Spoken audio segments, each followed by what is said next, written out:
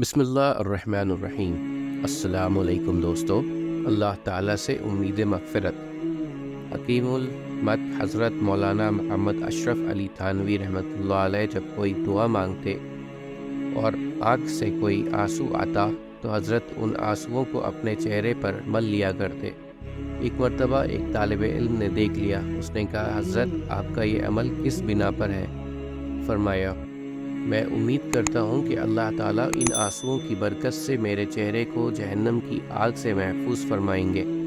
وہ بھی آخر طالب علم تھا، کہنے لگا، کسی کا چہرہ بچ بھی گیا اور باقی جسم کی اعضاء نہ بچے تو پھر کیا فائدہ؟ اس پر حضرت اقدس نے ایک حکایت بیان فرمائی۔ بادشاہ اورنگزیب عالمگیر رحمۃ اللہ علیہ کے واقعہ کے وقت میں ایک وزیر فوت ہوا۔ وزیر کا ایک بیٹا چھوٹی عمر کا تھا مگر بڑا سمجھدار تھا۔ بادشاہ نے اس بچے کو دل لگی کے خاطر بلایا۔ جب وہ بچہ حاضر ہوا تو اورنگزیب عالمگیر رحمۃ اللہ علیہ اس وقت ایک تالاب میں نہا رہے تھے جو اپنے محل میں بنوایا تھا۔ بچے کو دیکھ کر آپ کنارے پر آئے۔ وہ بچہ قریب ہوا، سلام کیا۔ جب اس نے مصافحہ کیا تو آپ نے اس کی انگلیاں مضبوطی سے پکڑ لیں اور بچے سے کہا، میں تمہیں کھینچ کر پانی میں نہ ڈال دوں؟ وہ بچہ مسکرا پڑا۔ بادشاہ اورنگزیب بڑے حیران ہوئے کہ بچے کو تو گھبرانا چاہیے تھا، اور سبھی کہتے ہیں کہ بچہ سمجھدار ہے۔ چنانچہ آپ نے پوچھا تو بچہ کہنے لگا، بادشاہ سلامت، میرے ہاتھ کی چند انگلیاں آپ کے ہاتھوں میں ہیں، بھلا مجھے ڈوبنے کا کیا ڈر ہے؟ یہ کیسے ہو سکتا ہے کہ آپ مجھے اپنی آنکھوں کے سامنے کھینچ کر اس پانی میں ڈبو دیں گے؟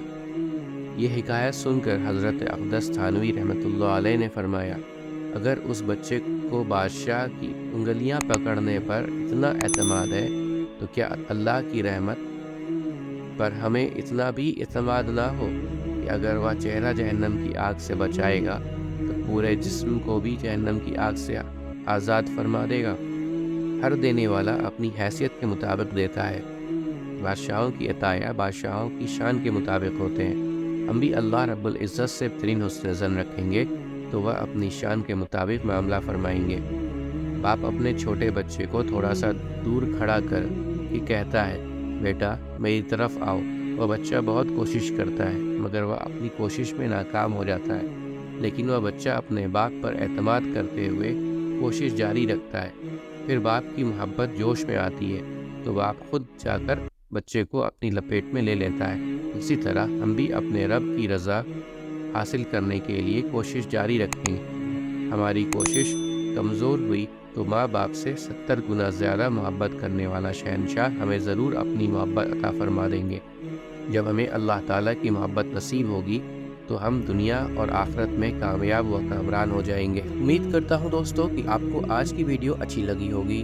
اگر آپ کو ہماری ویڈیو اچھی لگی ہے تو ویڈیو کو لائک ضرور کریں، اور مزید اس طرح کی ویڈیوز دیکھنے کے لیے ہمارا چینل سبسکرائب کر لیں اور دوستوں کے ساتھ شیئر کرنا بھی مت بھولیں۔ اللہ آپ سب کا حامی و ناصر ہو۔ انشاءاللہ ملتے ہیں اگلے ویڈیو میں۔ اجازت دیجیے، السلام علیکم، اللہ حافظ۔